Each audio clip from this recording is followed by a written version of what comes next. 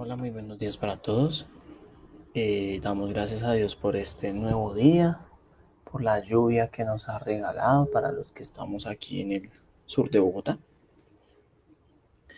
Eh, Damos gracias porque es un día más en el cual Él nos permite vivir y porque a pesar de las circunstancias tan complejas en las que vivimos, por su misericordia tenemos un día más de vida. Damos gracias a Dios por que podemos tener un techo, porque podemos tener una provisión. Y damos gracias sobre todo porque nos permite tener estos tiempos para poder meditar en Él.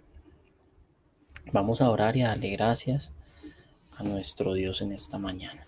Señor, te damos gracias por tu palabra en este tiempo, por la oportunidad que nos das en este nuevo día, Señor, de poder estar reunidos en torno, Señor, a la persona de Cristo. Señor, te pedimos, Dios, que tu mano de poder y misericordia nos acompañe, Señor, en este tiempo. Que sea tu Espíritu, Señor, Dios Todopoderoso, penetrando nuestro corazón, Señor, con tu palabra. Que tu palabra sea esa espada de doble filo, Señor, que discierne los pensamientos y los corazones. Te lo pedimos en esta mañana, en el nombre de Cristo Jesús. Amén. Un saludo para todos los que están conectados en el vivo en este momento. También un saludo para todos aquellos que con posteridad lo miran en diferido. Gracias por estar acá y pues dándole la gloria a Dios porque sé que muchos lo escuchan y sé que también lo transmiten a otros. Vamos a continuar en nuestro estudio del Evangelio de Juan. Y continuamos en el capítulo 7. Hoy vamos a leer desde el versículo 25 hasta el versículo 36. Dice la palabra de Dios. Algunos de los que vivían en Jerusalén comenzaron a preguntarse unos a otros. Estamos en el versículo 25. ¿No es ese el hombre a quien procuran matar? Versículo 26.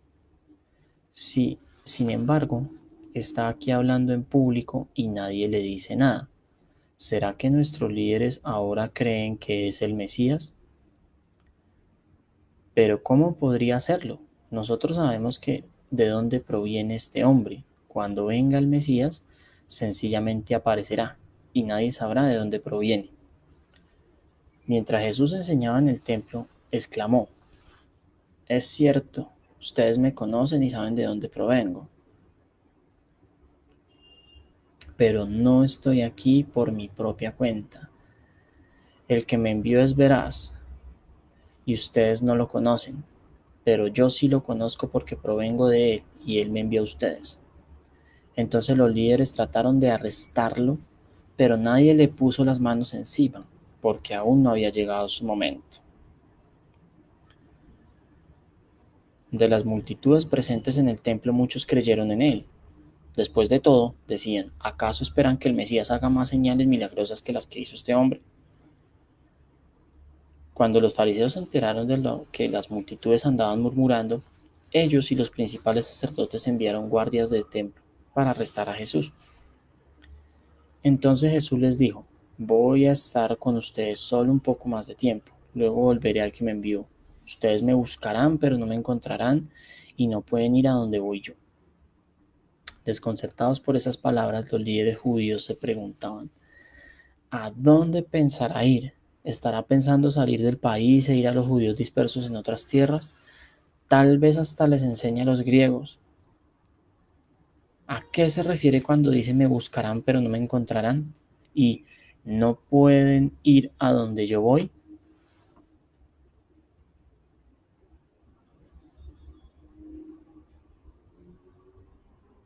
Ok. Empecemos a desglosar este pasaje. Empecemos a desglosarlo, empecemos a masticarlo muy bien, conforme a lo que Dios nos quiere enseñar en esta mañana.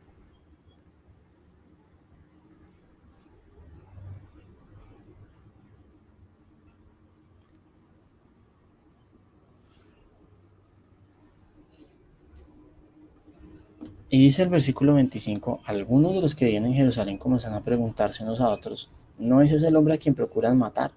Entonces, como Jesús estaba enseñando de manera pública, entonces ya la gente comenzó a notar su presencia y empezaron a decir, bueno, este no es al que quieren matar y este, o sea, ¿qué hace acá? O sea, ¿qué hace acá? Y sobre todo está tranquilo hablando y nadie le dice nada, ¿sí? Y empiezan ellos a hacer cuestionamientos en donde se nota su incredulidad de manera brutal, como lo hemos venido viendo. Y es donde dice, ¿será que nuestros líderes también creen que este señor es el Mesías? Y en el versículo 27 dice, pero ¿cómo es? Si nosotros sabemos de dónde es un carpintero para de Nazaret.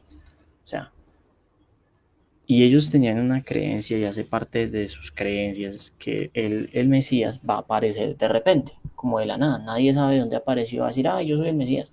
¿Sí? Y leía que esta creencia es asociada mucho al tema místico de los judíos. Los judíos son, muchos judíos son muy místicos, muy, ¿cómo lo utilizo? Sí, muy misteriosos, les gusta mucho ese tema. Entonces ellos dentro de su creencia aseguran que el Mesías va a aparecer de repente. Lo único que podían conocer de él era que iba a nacer en Belén, que nació en Belén. Leían en los comentarios que tienen un dicho en donde dice que había tres cosas que eran de forma inesperada y que era la aparición del Mesías, la voluntad de Dios o la gracia de Dios y la aparición de los alacranes. ¿Sí? Entonces lo tenían así como una cosa inesperada. Y digámoslo, pues a comparación con el alacrán está bajo la piedra y uno no sabe cuándo le puede aparecer un bicho de esos. Entonces, de igual manera, ellos pensaban que el Mesías iba a aparecer de un momento a otro de la nada y se les iba a manifestar.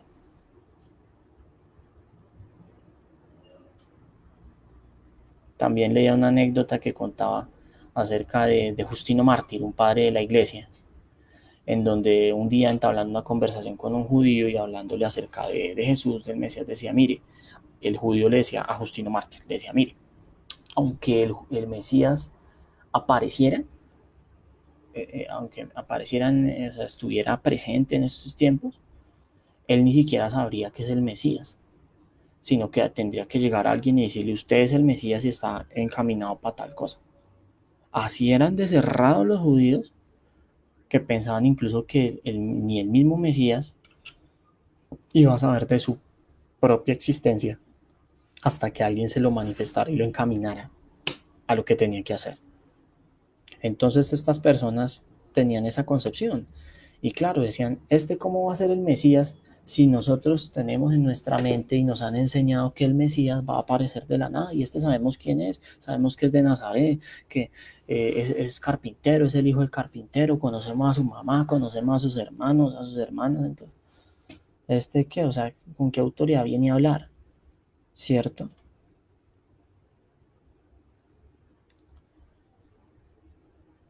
Mientras enseñaba en el templo, dice el versículo 28, Jesús les dijo, es cierto, ustedes me conocen y saben de dónde provengo. En otra versión donde leía el comentario decía, ¿de verdad me conocen? La traducción que ponía es, ¿de verdad me conocen? O sea, ¿ustedes creen que me conocen? ¿Están seguros? Aquí dice, es cierto que ustedes me conocen y saben de dónde provengo. Es cierto que ustedes saben de dónde vengo yo de manera física. Pero no estoy aquí por mi propia cuenta. El que me envió es veraz y ustedes no lo conocen. Entonces él les dice, miren, en realidad ustedes no tienen ni idea de quién soy yo. Ustedes pueden decir que me conocen de manera natural, porque nací en ese sitio, porque viví en ese sitio, pero ustedes no tienen ni la más remota idea de quién soy yo. Y eso es lo que ocurre en este tiempo. Las personas no tienen ni la más remota idea de quién es Cristo, debido a que viven unas vidas llenas de pecado. Están esclavizados por el pecado y no conocen al Señor. Muchos pueden decir, sí, yo voy a misa, yo rezo el Padre Nuestro, yo ando con Chuchito lindo.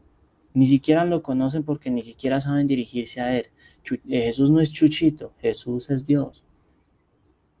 Y como tal debemos referirnos a Él.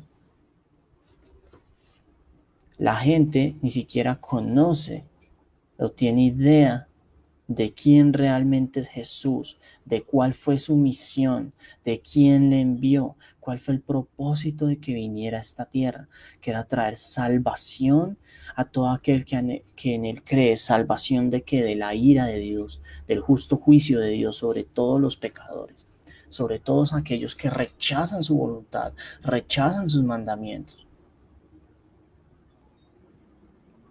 Y aquí les está diciendo y los está confrontando, les está diciendo, ustedes no me conocen. Y no conocen al que me envió. No conocen a Dios. Dios me envió a mí. Ustedes no le conocen, a pesar de que Dios les ha dado todo, les dio todas las cosas creadas, les dio los mandamientos, ustedes que presumen ser el pueblo de Dios y no lo conocen, desconocen totalmente cuál es su voluntad. Y Jesús les dice, pero yo sí lo conozco, porque provengo de Él y Él me envió a ustedes. Jesús fue enviado por el Padre, como lo veíamos días atrás, para que le revelara al mundo quién es el Padre. Y todo aquel que en Él cree puede conocer al Padre, porque en Cristo conocemos la naturaleza y la personalidad de Dios. En Cristo la voluntad de Dios es revelada. Entonces todo aquel que ve a Cristo y se dé cuenta de lo que Él hizo y se dé cuenta que Él vino a mostrar el amor del Padre, tan es así que murió por amor, para que todo aquel que en Él cree no se pierda, para que todo aquel que en Él cree lo mire y viva como la serpiente que fue levantada del desierto, en el desierto, cuando los empezaron a picar serpientes y entonces Moisés hizo una serpiente de bronce y todo aquel que miraba a la serpiente vivía. Asimismo, todo aquel que mira a Cristo en la cruz va a vivir, porque por su muerte, todo aquel que en Él cree es llevado a vida, pasa de una muerte eterna a una vida eterna. Y a eso vino Cristo, a revelar al Padre, a revelar su voluntad, a traer salvación y vida eterna, pero no le conocían. La gente no entendió el mensaje, sino le cuestionaban, ay, pero es que este es el carpintero, este es el pobre, ¿cómo va a ser este el Mesías? Un pobre levantado ahí que no sabemos ni en dónde viene y viene ahora a decir que viene de Dios.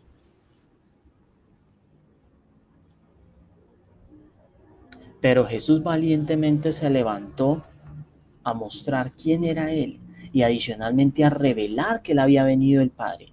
Por esto los judíos lo querían matar y ponerle las manos encima, porque ahora no solamente violaba el mandamiento del sábado, sino que se hacía igual a Dios, diciendo yo lo conozco y ustedes no lo conocen. Entonces decían, un momentico, ¿cómo así que yo conozco a Dios? ¿Este tipo qué se cree? Nadie ha visto a Dios jamás. Nadie, absolutamente nadie. Pero por eso en este mismo evangelio dice más atrás, el unigénito Hijo del Padre es quien lo ha dado a conocer. Solo Jesús lo conoce directamente y por medio de Él es que podemos conocer al Padre. Pero eso los judíos no lo entendían y consideraban que era un tipo cualquiera diciendo que conocía a Dios, que tenía amistad con Dios y por lo tanto era un blasfemo. Y al ser un blasfemo lo único que le esperaba era la muerte. Entonces la incredulidad de estas personas llegó a un grado tal que cuestionaban su autoridad, cuestionaban sus credenciales y querían matarlo. El que no cree en Él procura con todos los medios, pongámoslo en esta expresión, matar a Cristo. de su vida. Entonces el que no cree en Él borra todo lo que tenga que ver con Dios. Entonces se apoya en sus propias obras, cree que su vida está bien basada en lo que hace, que al tener el control de su vida todo está bien, simplemente no necesito a Dios y ya, no me importa, yo estoy bien, estoy tranquilo, tengo plata, soy feliz, ¿para qué Dios? Y todo me lo he ganado a pulso, no me importa, que Dios siga hablando allá, que sigan diciendo que Dios existe, que sigan diciendo que me necesito salvar de algo que ni siquiera entiendo. Que mucha gente se pregunta cuando hablamos de salvación, ¿salvarnos de qué? ¿Cuál ira? ¿De qué estamos hablando? Es un tema abstracto porque el Espíritu Santo no ha sido revelado a ellos. Pero el hecho de que tú no lo quieras entender no quiere decir que no sea cierto. Tú puedes negar que el sol existe, pero el sol sigue estando ahí y va a seguir dando su luz hasta que Dios lo permita. Así es la verdad eterna. El mundo está bajo pecado por culpa de Adán. Y cada hombre tiene la responsabilidad delante de Dios por cargar su propio pecado. Viene con el chip de pecado y durante toda su vida lo desarrolla. Y si no hay arrepentimiento y fe en los corazones, Dios juzga el pecado y a quien lo comete. Porque Dios es un Dios santo y es un Dios justo y no tiene por inocente al culpable. Sin embargo, en su infinito amor envió a Cristo para que todo aquel que en Él crea no se pierda, sino que tenga vida eterna. Y si hoy oímos su voz y nos acercamos a Él y entendemos que en nuestras fuerzas somos incapaces, dejaremos de ser como esos judíos que no creían en Él y querían matarlo, solamente por decir la verdad. Y pasaremos de muerte a vida. Y tendremos una actitud como la gente del versículo 31, que dice, de las multitudes presentes en el templo, muchos creyeron en Él. Después de todo, decían, ¿acaso esperan que el Mesías haga más señales milagrosas que las que hizo este hombre? Muchos decían, bueno, pero ¿qué esperan? O sea, hemos visto las maravillas de Dios en manos de este Señor. Entonces, ¿qué esperan? O sea, ¿a quién más iremos? Como dijo Pedro, ¿a quién más iremos si solo tú tienes palabras de vida? Entonces la gente se da cuenta, nadie más ha hecho milagros como este. No hay documentado milagros como los que hace este Señor. Y todavía cuestionan que no sea el Mesías. Que porque lo conocen, que porque la tradición dice que el Mesías va a aparecer de la nada. Que porque piensan que el Mesías va a ser un líder político. Y entonces como este es un carpintero y no nos viene a hablar de política, sino nos viene a hablar de Dios, entonces que no, que este Señor cómo va a ser el Mesías. No es el Mesías. Pero los religiosos, los fariseos, cuando se enteraron que las multitudes estaban hablando, que había alboroto por causa de Jesús, mandaron a la guardia del templo para arrestarlo.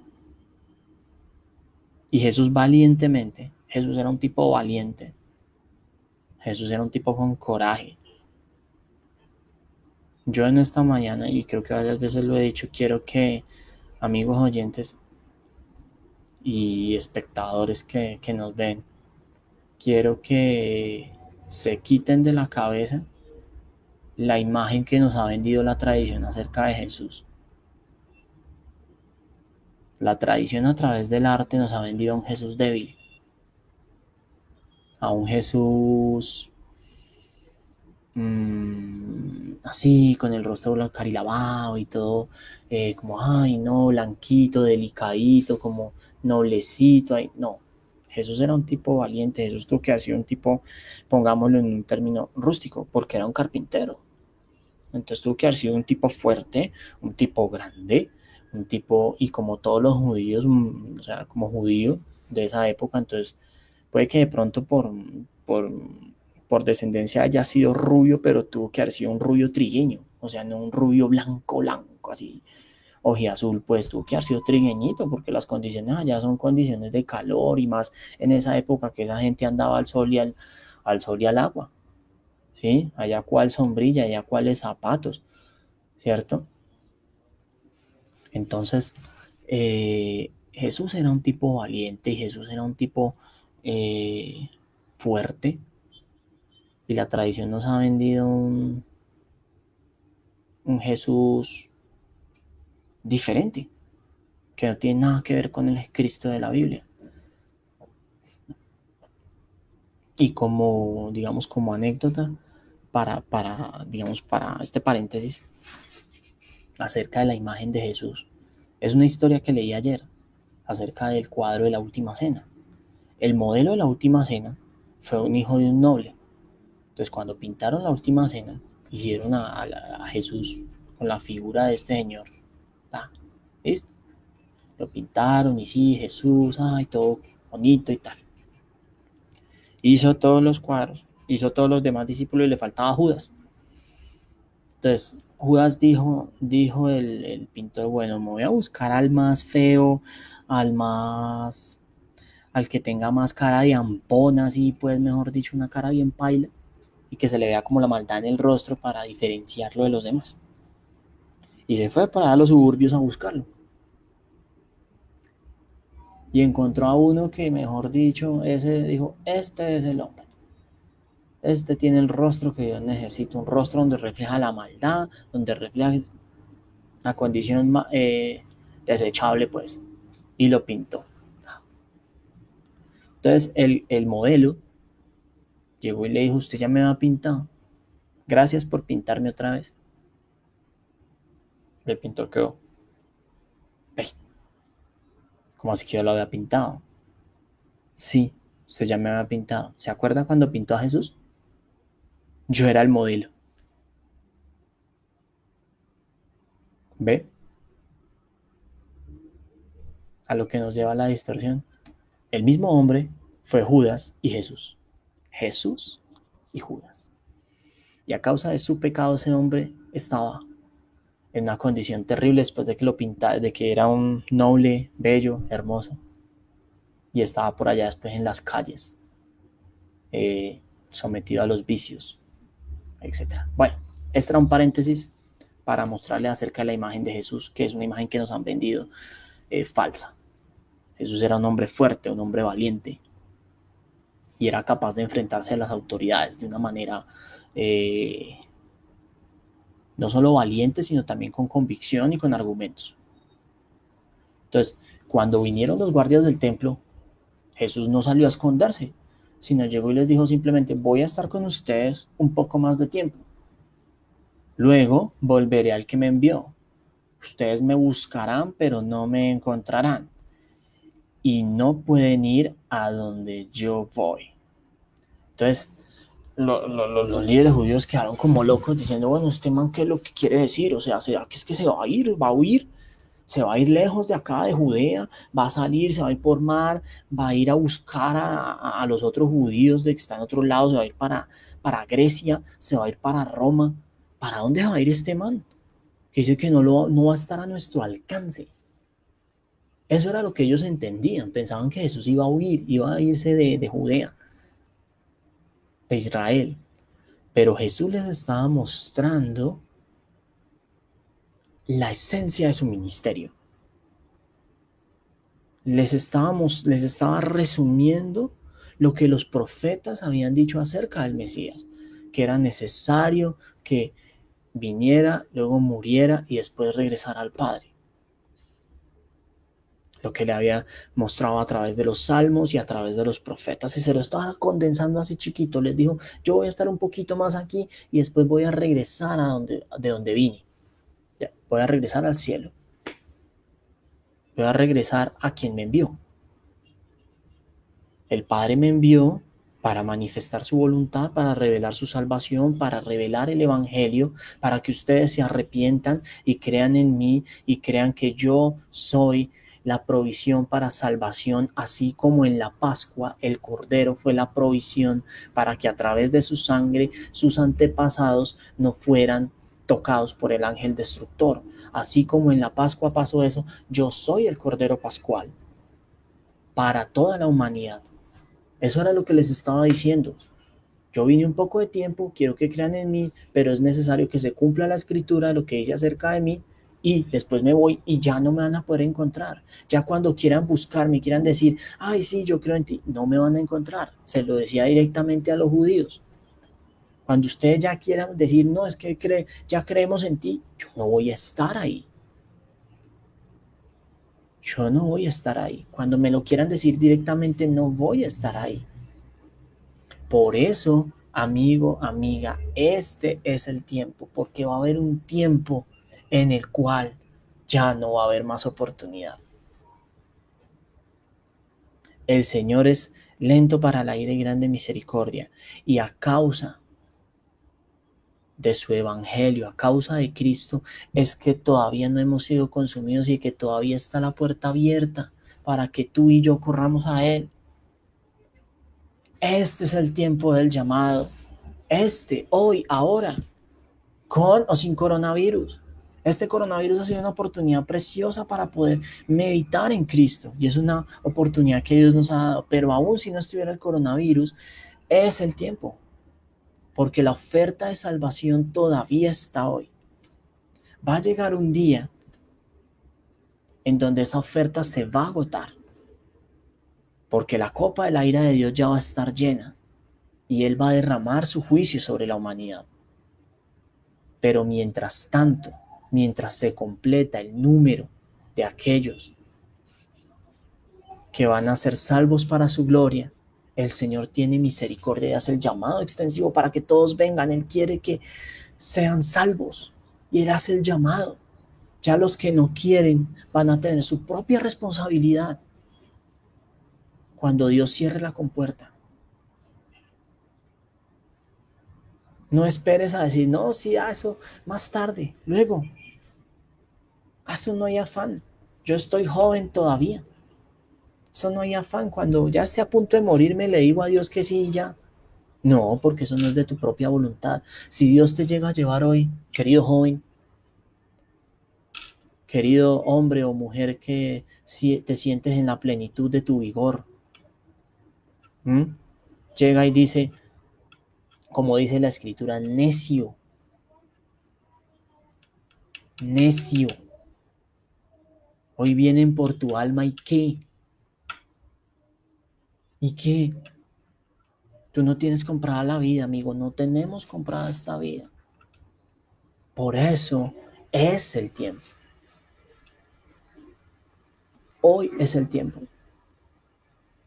Así como Jesús en ese tiempo a los judíos les dijo, voy a estar un poco de tiempo más con ustedes, pero después me voy.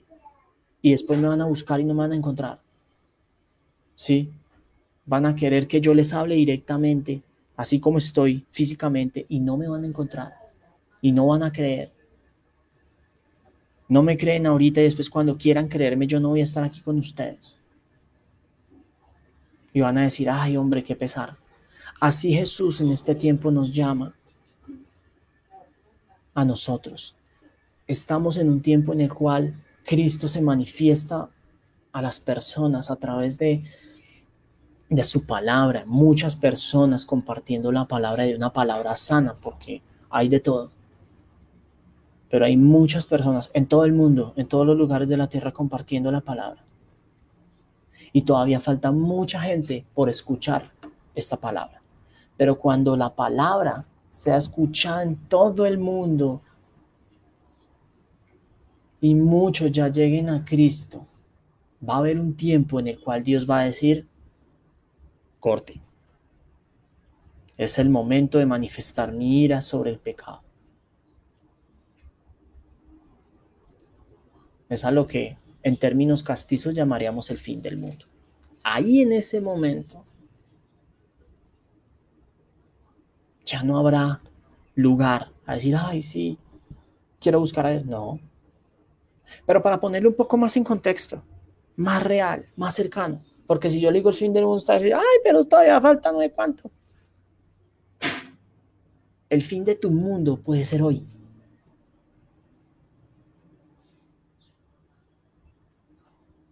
Y si tú mueres, ya no tendrás oportunidad. Ya no tendrás oportunidad porque si quieres buscar a Dios, ya no podrás, porque tu alma ya va a estar separada. Y ya no tendrás oportunidad de decir, sí, creo en Cristo. No. Si tú no creíste en este peregrinaje, ya cuando tu alma esté separada, no puedes creer. Allá solamente estará el destino final. No creíste, por lo tanto tu alma va a estar separada de Dios. Ya no habrá lugar a volver atrás. Te estará lamentando por siempre, pero no podrás ver a tu Padre Celestial, por el cual tu alma clama y clamará. Tus riquezas de nada te van a servir en absoluto. Tú puedes ser el más exitoso, el más bello o bella. Puedes tener mucha fama, mucho dinero, ser alguien importante, un doctor y una eminencia, queridos doctores. Pero, ¿de qué te sirve todo eso si pierdes tu alma? Por eso Jesús te llama hoy, nos llama hoy, a ti y a mí, a que le busquemos. Voy a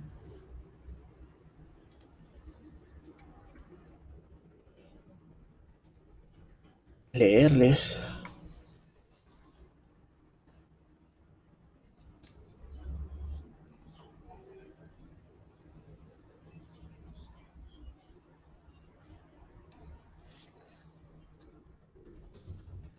un pasaje que corrobora lo que les estoy diciendo.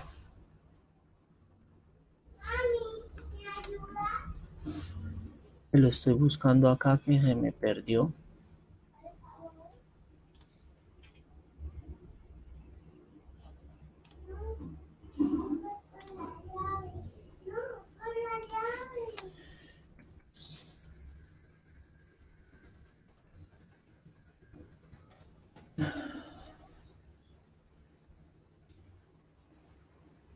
Isaías capítulo 55.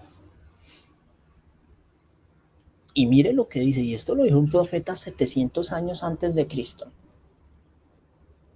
Buscad a Jehová mientras pueda ser hallado. Llamadle en tanto que está cercano. Deje el impío su camino y el hombre inicuo sus pensamientos, y vuélvase a Jehová, el cual tendrá de él misericordia, y al Dios nuestro, el cual será amplio en perdonar. Porque mis pensamientos no son vuestros pensamientos, ni vuestros caminos mis caminos, dijo Jehová. Vea, ¿sí ve? Y lo dijo hace 700 años antes de Cristo. Dios es un Dios que no cambia. Y ese llamado que estaba haciendo Cristo lo había hecho ya atrás. Dios. Y es el llamado que hoy nos hace. Busquemos al Señor mientras pueda ser hallado. Llamémoslo, clamemos por Él mientras está cerca. ¿Y cuál es la condición o cuáles esos pasos para ese llamamiento? Deje el impío su camino. Es decir, arrepentimiento, volvámonos de nuestros malos caminos. En otra versión dice que el perverso deje de hacer mal,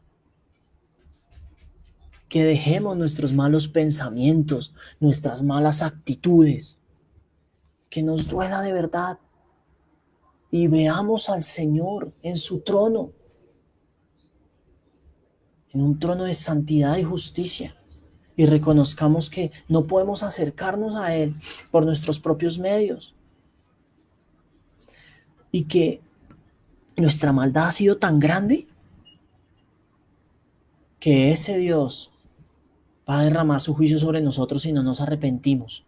pero que Cristo, a causa de esa maldad tan grande, murió por nosotros solo para darnos vida y sufrió un castigo inmundo, horrible, execrable, solo para darnos vida.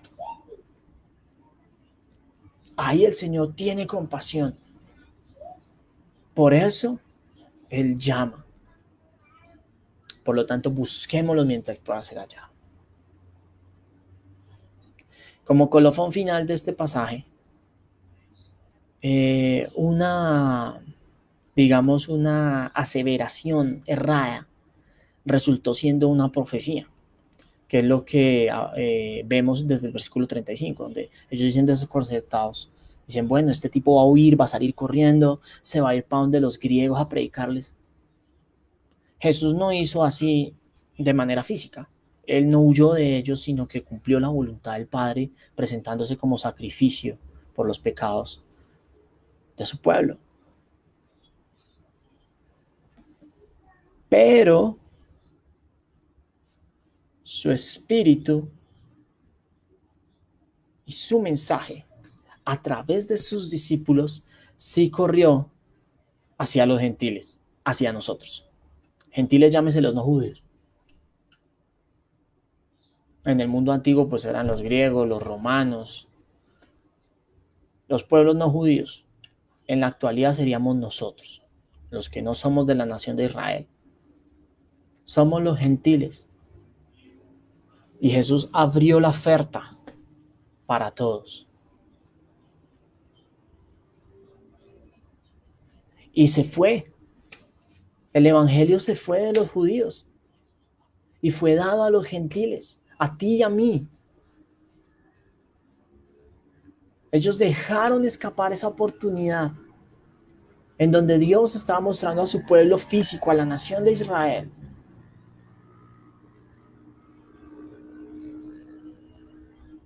y volteó su rostro hacia un pueblo que no era su pueblo para convertirlo su pueblo. Y a esto también se refería Jesús en este pasaje final, en esta parte final. Esto nos muestra al Señor. Lo que ellos decían que Jesús podía estar haciendo, finalmente resultó verdad y cumplió la profecía,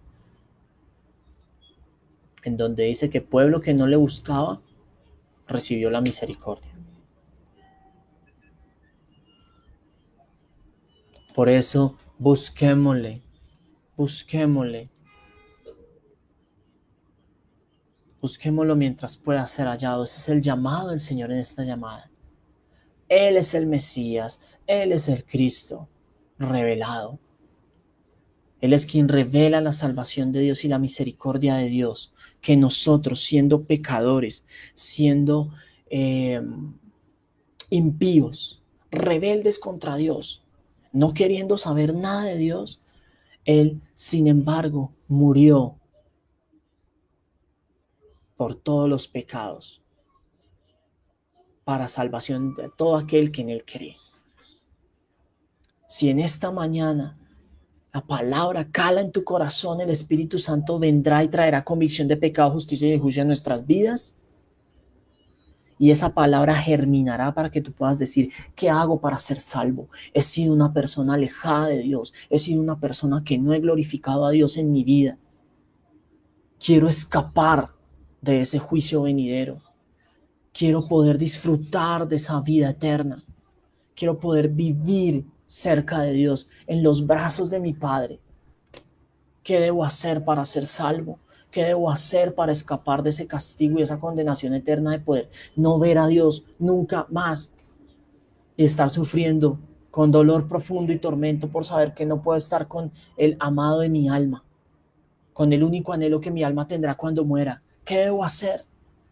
Entonces, el Señor te dice, arrepiéntete, deja tu vida disipada, tus pensamientos inicuos, deja de creerte el duro, deja de creer que tú lo puedes hacer todo por ti mismo y ven a Cristo.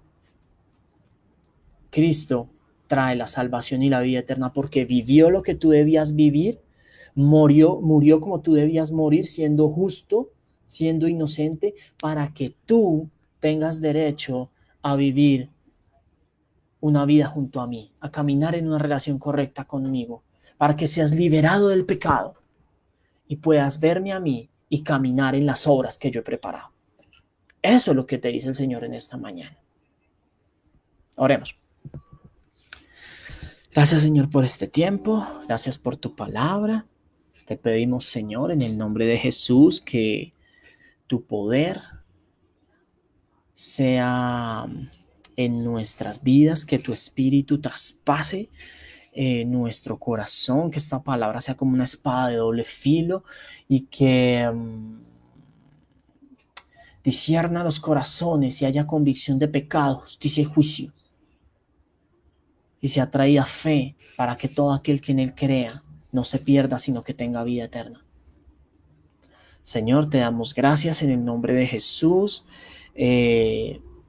Yo te pido que guardes y bendigas a todas las personas que están en este momento conectadas y que tu mano de bondad las acompañe en este día. Gracias, Señor. Amén.